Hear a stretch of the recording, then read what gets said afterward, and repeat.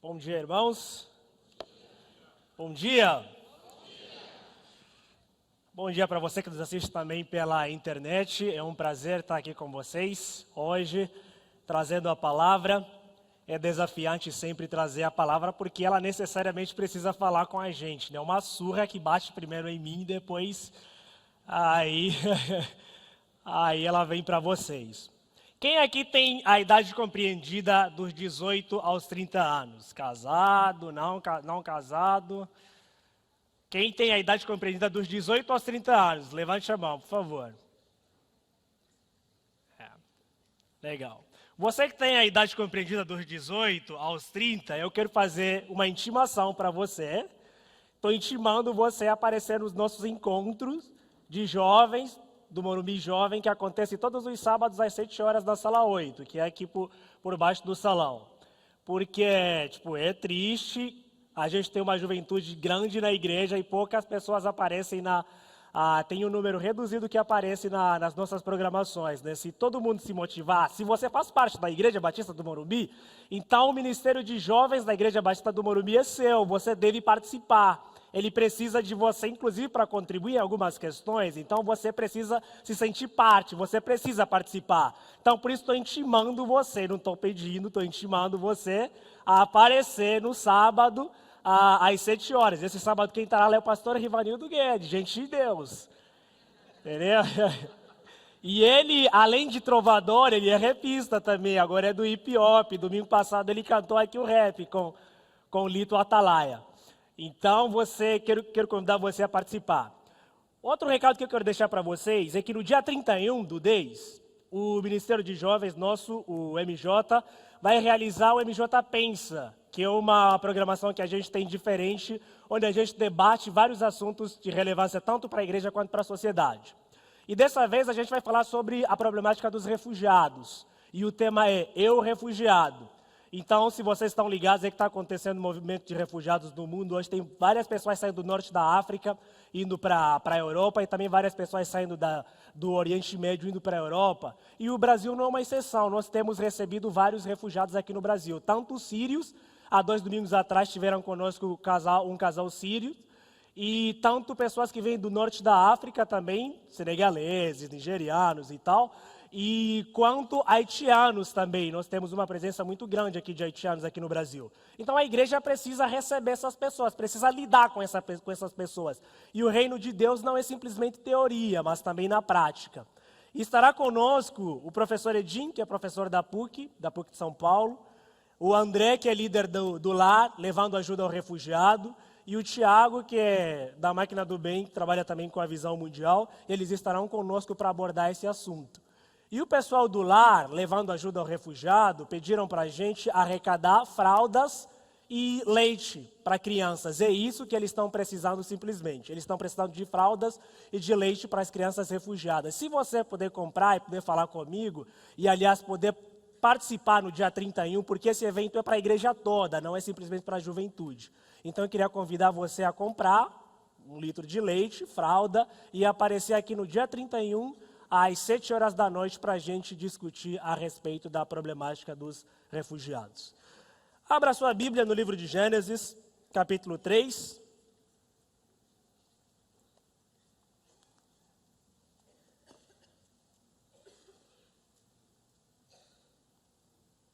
Vou fazer a leitura do versículo 1 ao versículo de número 11.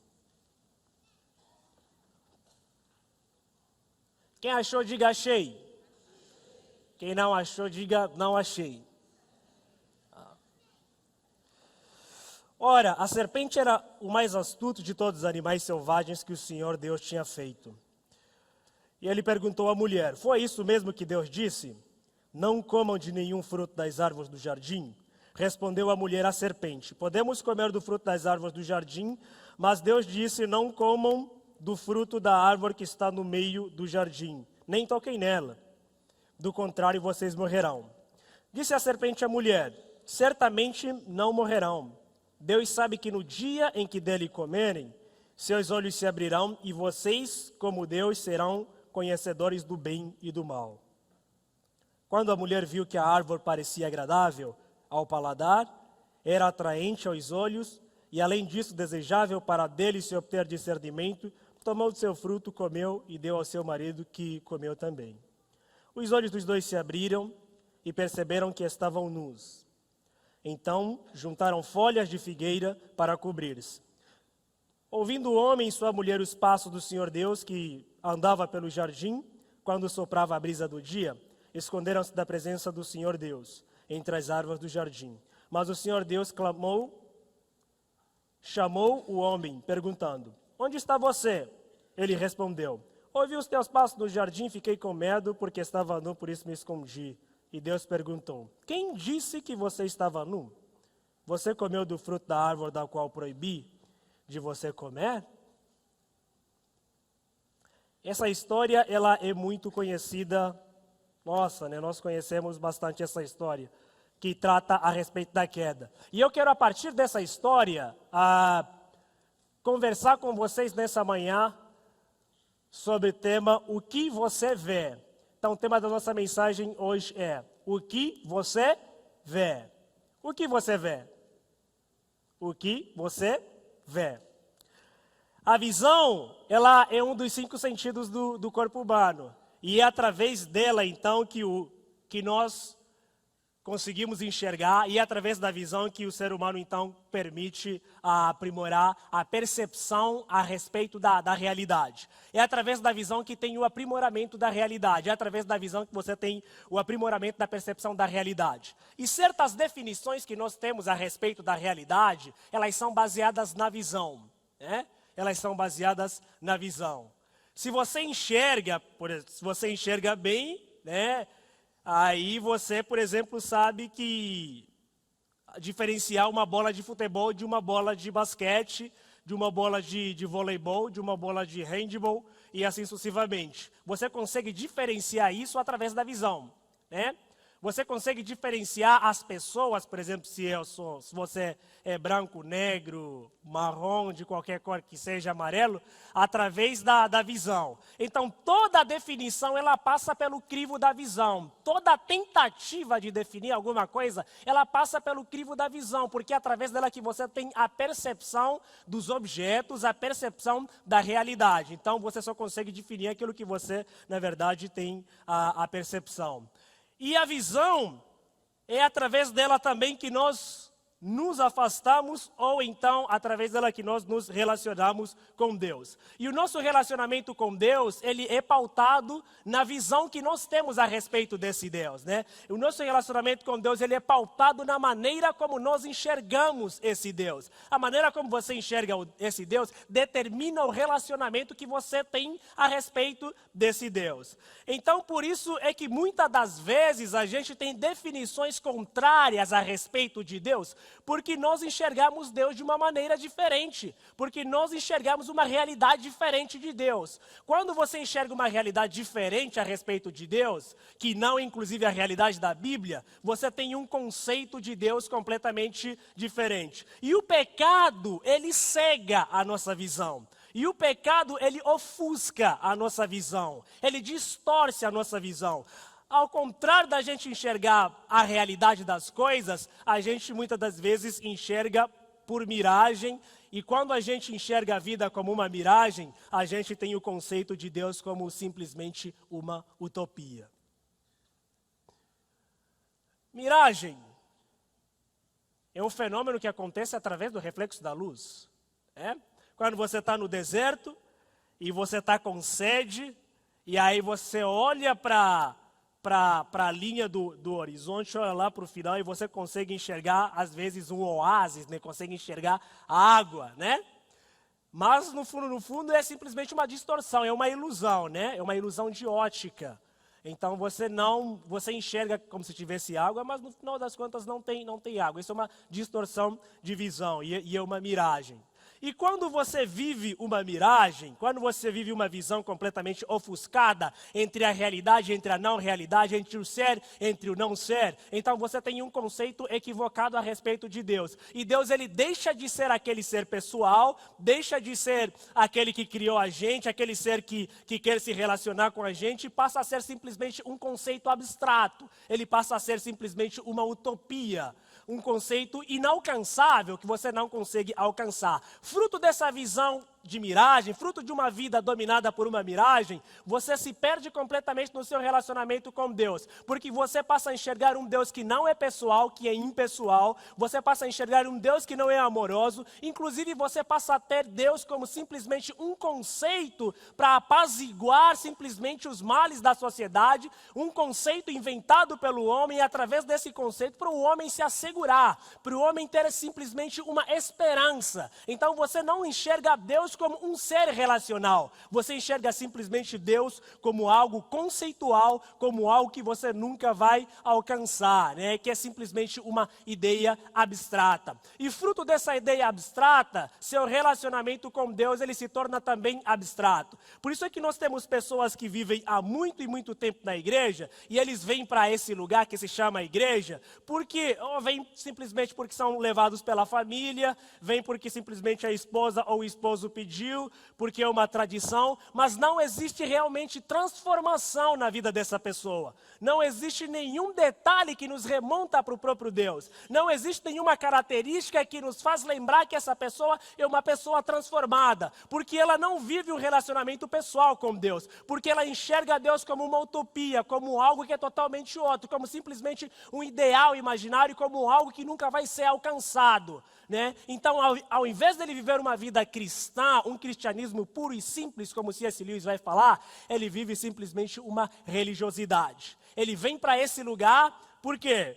Porque é um lugar onde, para começar bem a semana, aí você vem para cá porque você vai encontrar forças positivas, o universo conspira ao seu favor, aqui tem uma vibe legal, né? Tem algumas forças legais, você encontra paz nesse lugar, e aí você vem para cá simplesmente com o intuito de passar aqui a sessão do descarrego, porque você sai daqui leve, entendeu?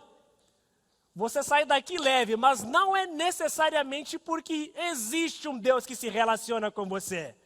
Você vem simplesmente por tradição. E quando isso acontece, não existe transformação na vida das pessoas. E é isso que o pecado causa na gente. Ele dificulta a nossa verdadeira visão de Deus. Ele nos afasta de Deus. E quanto mais nos afastamos, a gente vai vivendo uma paralaxe, né, que é aquela visão distorcida. Quando você vai se afastando cada vez mais de Deus, mais dificultuoso é você enxergar Deus, na verdade, como Ele é. E muitos de nós vivemos essa ilusão de ótica, vivemos essa fantasia, vivemos essa falsa religião, vivemos esse falso cristianismo, porque nossa visão ela foi completamente distorcida, ela foi completamente destruída pelo pecado. E quando as pessoas elas vivem entre o ser e o não ser, entre a realidade e a irrealidade, chega algum momento que isso se mistura de tal maneira que você não consegue perceber de verdade qual é a realidade. Você vive simplesmente por viver, você não consegue perceber qual é a realidade. E o pecado ele vai consumindo a gente, e quando a gente vive através de uma vida pecaminosa, enxerga a Deus através de uma vida pecaminosa não arrependida, é isso que João vai clamar: arrependei-vos, raça de víboras, para que simplesmente arrependei-vos e convertei-vos para que sejam apagados os vossos pecados. Desculpa, Pedro vai falar isso. Então você precisa se arrepender, porque é através do arrependimento que nós temos a visão completamente retomada, renovada, e através dela que nós podemos voltar a enxergar Deus na sua glória, Deus na sua plenitude, do jeito que Ele é. Conseguimos enxergar Deus como Pai, Deus como aquele que quer se relacionar com a gente, e Deus como aquele ser que ama, e acima de tudo está disposto a caminhar com a gente, e acima de tudo está disposto a nos conceder graça, nos proteger, porque Ele é um Deus relacional. E quando isso acontece, existe transformação de vida. Existe transformação.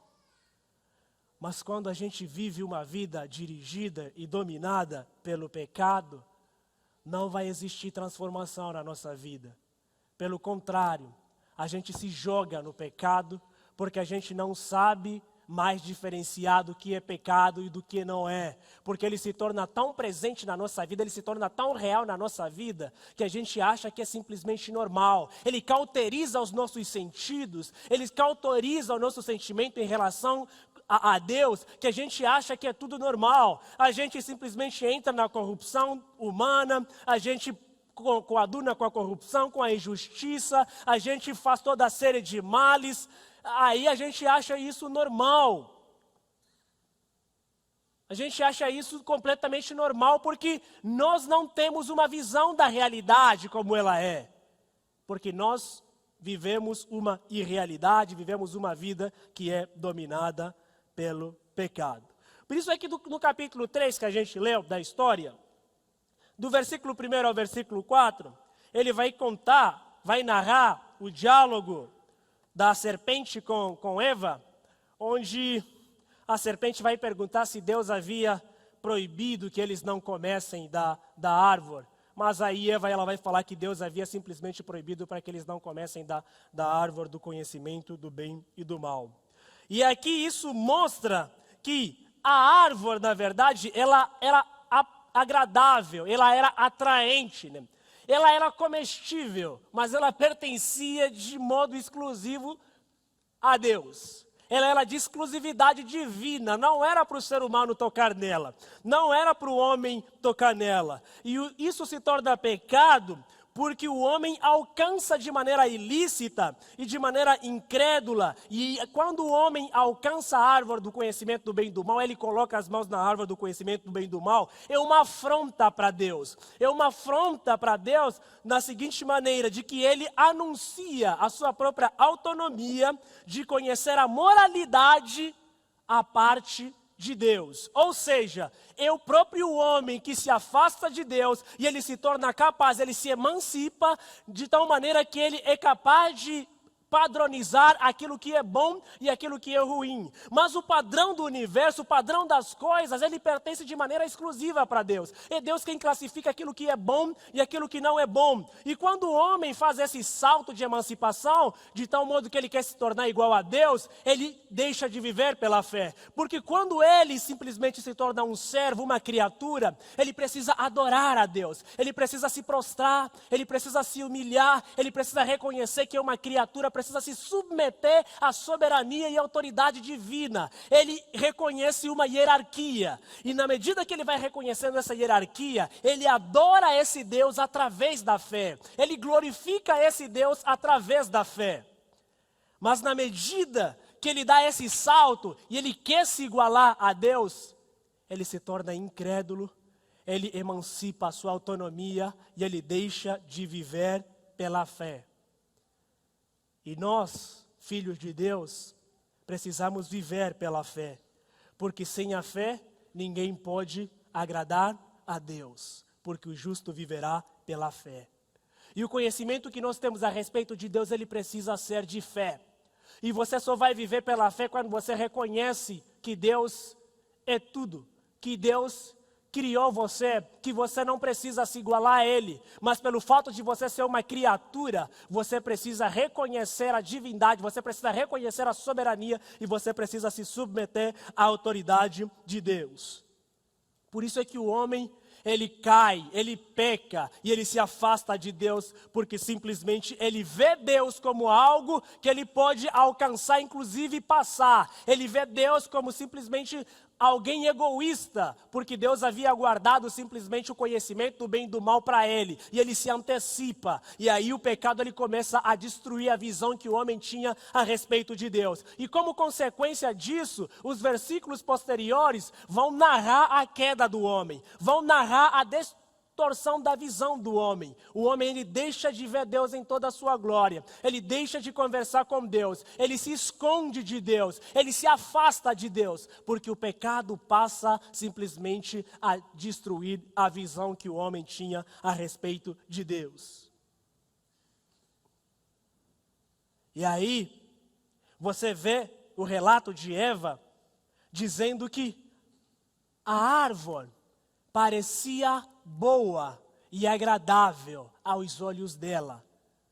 O autor de Gênesis vai falar que a árvore parecia boa e agradável aos olhos de Eva. E quando você vê a Bíblia no capítulo 1 de Gênesis, quando Deus começa a criar todas as coisas, você percebe que Deus falava que tudo era bom. Ou seja, O bom, ele é estabelecido por Deus. É Deus quem ordena o que é bom e o que não é bom. É Deus quem faz a diferenciação do que é bom e do que não é bom. Quando o ser humano ele ganha autonomia e ele mesmo quer estabelecer os padrões daquilo que é bom e daquilo que não é bom, ele simplesmente consegue fazer a maior lambança. Ele inverte os valores.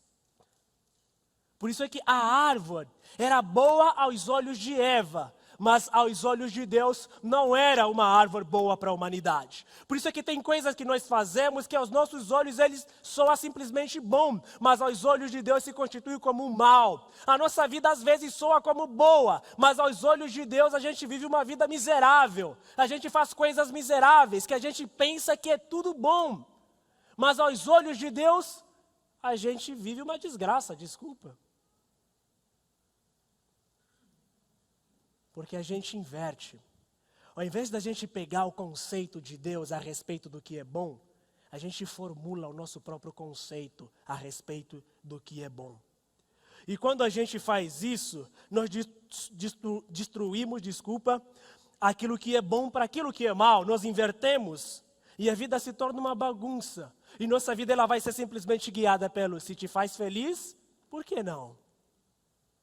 Se te faz feliz, por que não? Porque a felicidade aos olhos do homem, ela não é concreta, não é uma meta narrativa, não é algo absoluto, ela é simplesmente relativa. Se te faz bem, pronto, faça. Mas diante de Deus é um padrão absoluto, a felicidade é um padrão absoluto. Existem coisas para Deus que são boas e existem coisas que são más. E a gente precisa estabelecer nosso padrão de vida olhando para Deus. A gente precisa estabelecer nosso padrão de vida vendo Deus. A gente precisa estabelecer nosso padrão de vida dirigido e ligado simplesmente em Deus. Porque é através dele que nós saberemos o que é certo e o que é errado. E você percebe que antes da queda, eles não sentiam vergonha de Deus. Eles não se envergonhavam. Eles viviam num estado de nudez, mas eles não se envergonhavam, porque isso representava franqueza, representava confiança. E quando eles perdem a franqueza, quando eles perdem a confiança, quando eles perdem a inocência, daí nasce a vergonha, nasce a tentação. E aí eles precisam se proteger da vulnerabilidade usando roupas. O que mostra que quando a gente caminha com Deus, quando a gente enxerga Deus do jeito que Ele é, nós não precisamos ter vergonha do nosso próprio estado de vida, do estado da nossa alma. Pelo contrário, porque Deus garante proteção, Deus garante cuidado, Deus nos fortalece, Ele caminha com a gente, Ele nos acompanha. Ele não está simplesmente para apontar o dedo daquilo que a gente faz, pelo contrário. Ele vive para restabelecer a gente, Ele vive para cuidar a gente, para transformar a gente, para nos renovar. Mas quando a gente decide ganhar liberdade e autonomia para fazer aquilo que nos é bem entender, nós entramos no estado de decadência. Nós sentimos vergonha de Deus. Por isso é que nós não conseguimos chegar para Deus e conversar com Deus. Por isso é que nós não conseguimos ter um relacionamento firme com Deus, um relacionamento saudável com Deus, porque todo dia, todo momento que você vai na presença de Deus, Ele revela quem você é, Ele denuncia o estado do seu coração. Por isso é que você tem cristãos que não conseguem ler a Bíblia. Quantas e quantas pessoas podem estar nesse auditório que pegaram a Bíblia há 1 mês, ou faz 2 meses que vocês pegaram as Escrituras para ler, e a palavra nos ensina que ela é a lâmpada para os nossos pés e luz para o nosso caminho, e se nós queremos viver uma vida sem pecado, nós precisamos esconder a palavra de Deus do nosso coração para nós não pecarmos contra Deus. Mas por que as pessoas têm medo de ir para a Bíblia? Porque as pessoas querem ler livros de autoajuda, de psicólogos, de sei lá, mas das contas, mas a gente tem medo de ler a Bíblia. Por quê? Porque ela denuncia o verdadeiro estado do nosso coração. Porque ela revela quem de verdade nós somos. Porque ele aponta o nosso pecado. Porque ela aponta as nossas imperfeições, os nossos defeitos. Ele nos dá vários tapas da nossa cara. E nós não queremos ser denunciados. Nós não queremos que ela traga à tona a realidade da nossa alma. Porque simplesmente nós vivemos uma vida de máscaras. Porque a gente se maqueia e vai lá no espelho e fala: espelho, espelho meu, quem é mais bonito do que eu com essa calcinha colorida, né? Aí fala: espelho, espelho meu, quem é mais bonito do que eu, né? Mas isso tudo depois de se produzir, né? Porque antes de se produzir não olha no espelho. Eu acho que foi no começo do ano que tinha era febre na internet, no Facebook, que as meninas postavam a foto sem maquiagem, né? Aí postava: ai, cara de sono. Cara de sono nada, sua cara mesmo, né?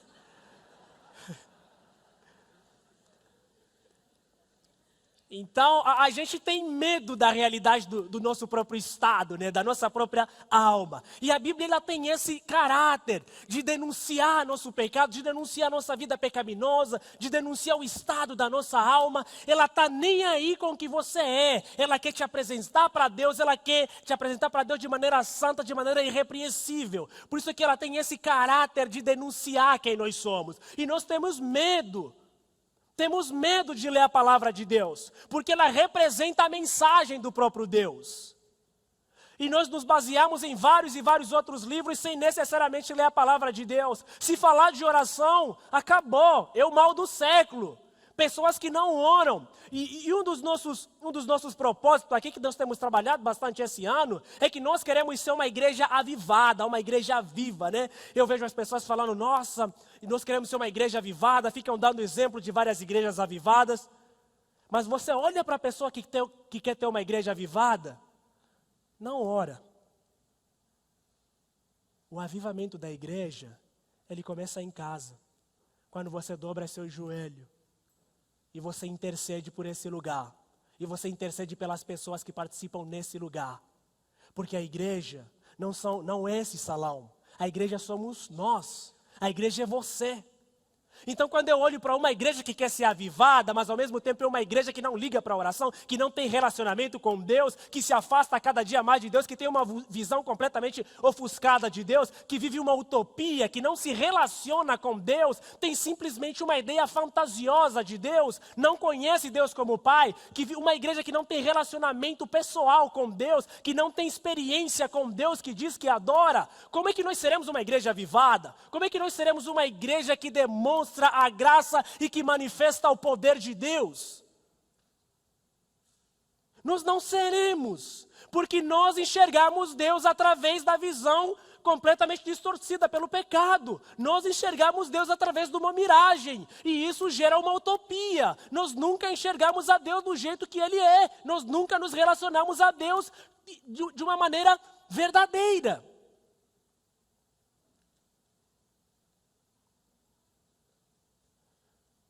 Você vê Eva e Adão, eles conversavam com Deus.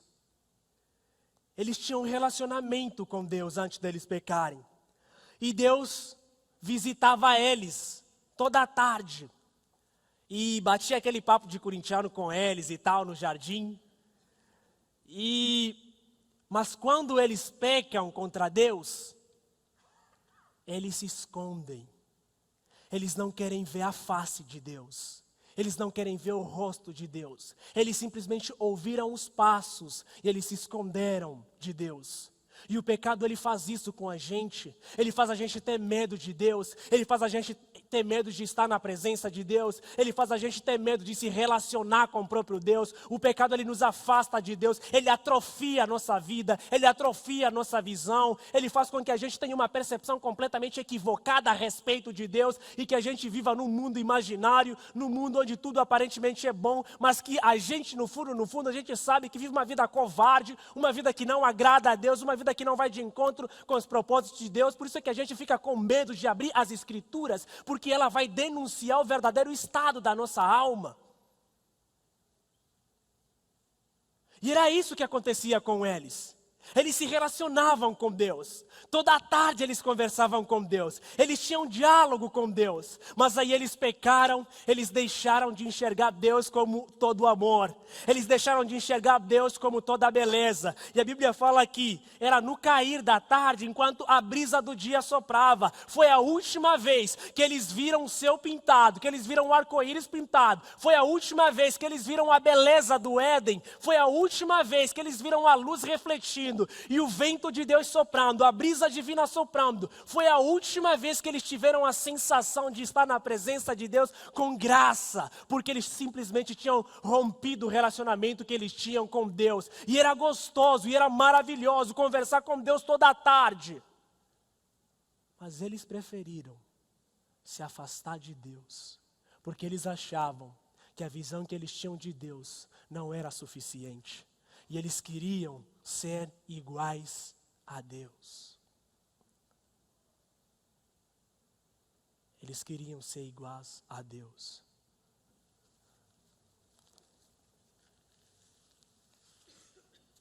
E a partir daí, acabou.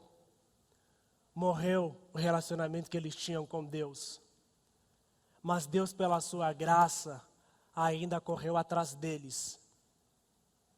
Deus ainda correu atrás deles. E é engraçado que quando Adão fala, ouvi os teus passos no jardim, por isso me escondi, a palavra ouvir no hebraico tem o mesmo significado que obedecer.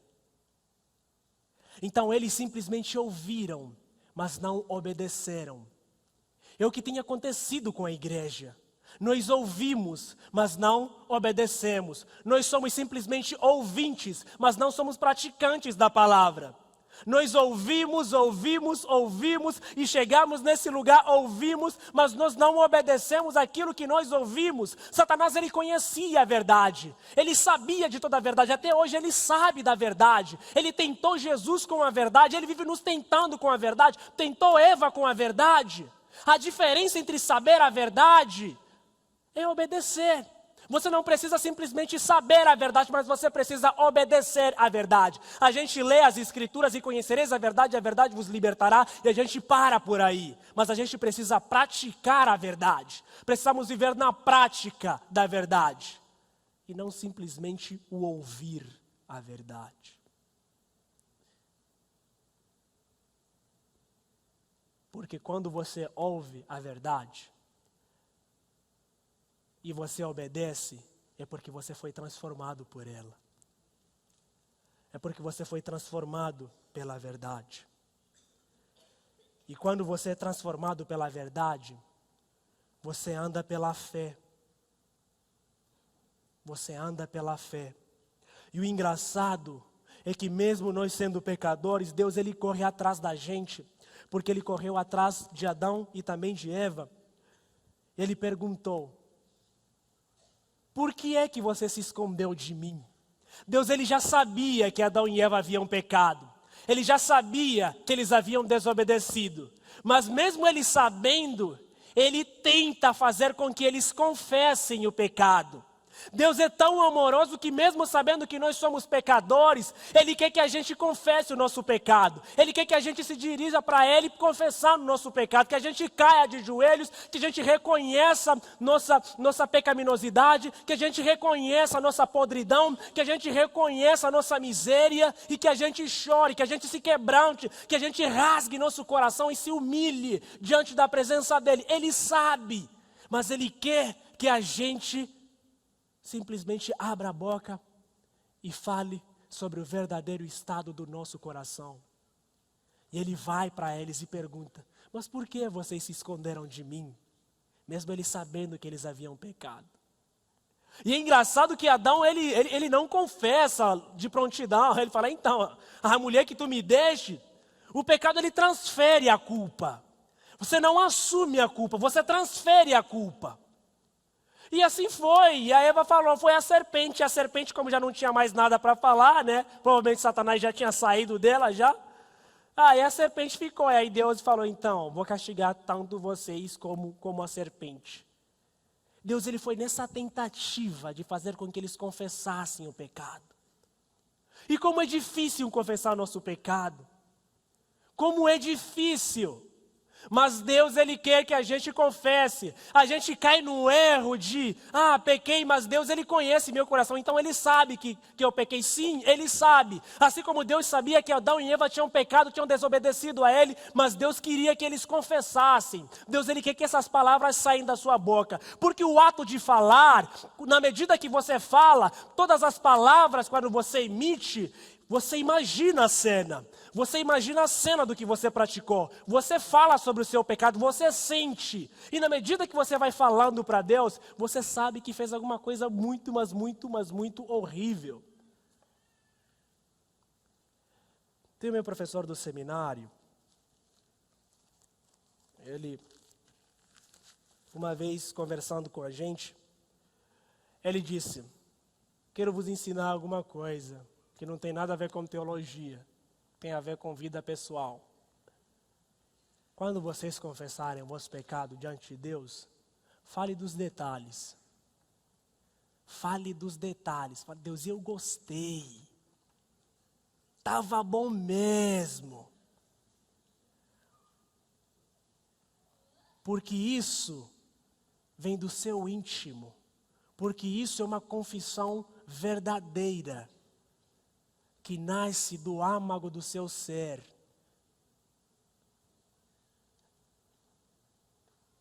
E nós simplesmente falamos: Deus, perdoa meus pecados, aqueles que eu cometi consciente, inconscientemente, amém. O Senhor sabe de todas as coisas. Que também é uma maneira de fugirmos da afronta divina. Que também é uma maneira de maquiarmos nossa vida diante de Deus. Porque quando a gente confessa, a gente relembra os momentos. E porque antes do pecado, e agora nós temos o Espírito Santo ele está aí te acusando. Não faz, não faz, não faz, não faz, não faz. Vai na minha que não faz. Aí você vai, eu sou macho o suficiente, eu sou a toda poderosa, eu vou lá e faço. Aí faz, segundos depois cai em pranto. Ai, por que eu fui? Por que eu fiz? Aí você se arrepende, aí você chora amargamente, mas não de arrependimento, de remorso. Então Deus ele quer que a gente confesse o nosso pecado. Ele quer que a gente se aproxime dele. Ele quer que a gente se relacione com ele. E quando a gente confessa o nosso pecado, a gente vive uma vida de fé. Porque sem fé é impossível agradar a Deus. E por meio da fé, o homem anda no caminho da verdade. Mas somente a esperança nos conserva no caminho da verdade. Dessa forma, a fé em Cristo, ela vai transformar a esperança em confiança e também em certeza. E a esperança torna a fé em Cristo ampla e ela nos dá vida. Nos dá vida de tal maneira que nós, através da esperança, nós lutamos para obedecer. É difícil obedecer, mas através da fé que gera a esperança, nós brigamos para obedecer em fazer a vontade de Deus. Porque a nossa carne, ela luta contra o nosso espírito, ela se opõe contra o nosso espírito. Mas através da fé que nós temos em Deus, e essa fé ela vai gerar certeza e esperança, essa esperança nos ajuda a lutar para obedecer. Porque nós sabemos que Cristo em nós é a única esperança da glória. E de que se nos arrependermos e confessarmos os nossos pecados, Ele é fiel e justo para nos perdoar e nos purificar de toda a injustiça. Ele está de braços abertos para nos receber e ter um relacionamento com a gente. E a partir daí, nossa vida, ela simplesmente ganha propósito. Porque Dostoiévski certa vez falou o seguinte: o segredo da existência humana reside não só em viver, mas também em saber para o que se vive. Não só em viver, mas também em saber para o que se vive. Esse é o segredo da vida humana. Palavras de Fyodor Dostoiévski. O que significa que quando a gente sabe, que quando a gente tem certeza e tem esperança que nós vivemos para Deus, a nossa vida não é inútil, não é vã. A nossa vida ela tem um objetivo, ganha um caráter diferente. ganha uma história, ganha uma dinâmica diferente, porque nós sabemos que nós vivemos para Deus. Não só vivemos porque simplesmente vivemos, mas nós vivemos para Deus. Por isso, o relacionamento que nós temos com Deus, ele depende da visão que nós temos para com Deus. Porque o pecado ele nos afasta de Deus e faz enxergar-nos a vida como uma miragem, que resulta em uma definição de Deus como utopia. A gente simplesmente consegue enxergar Deus como uma utopia. Mas a fé, ela nos aproxima de Deus através de um relacionamento transformador. Se você tem fé, você precisa ser uma pessoa transformada. E não vos conformeis com esse mundo, mas renovai-vos a vossa mente. A gente precisa ter uma mudança de mente, que é o processo da metanoia, que gera a transformação de vida. E a pessoa transformada, ela atrai outras pessoas. Nós precisamos ter uma vida transformada. Quero terminar com um poema do Newton Mendonça, que diz o seguinte: a vida é uma miragem, olhamos para ela e só vemos o que ela quer que vejamos. É uma ilusão, vivemos e morremos iludidos, mas não quer dizer que sejamos cegos às outras coisas. A vida é demais. A vida é tudo. A vida é presente divino. E presente de Deus há que se respeitar. Afinal, Ele é o Senhor da vida e jamais nos poria em armadilhas. Mas a aprendizagem diária para crescer, para sorrir e amar, para a felicidade ter. O que você vê? Essa é a pergunta que não quer se calar. A pergunta de $1.000. O que você vê? E eu não sei o que você vê. E nem vou falar o que você vê. Mas insistentemente eu pergunto para você: o que você vê? O que você vê? Deus abençoe vocês.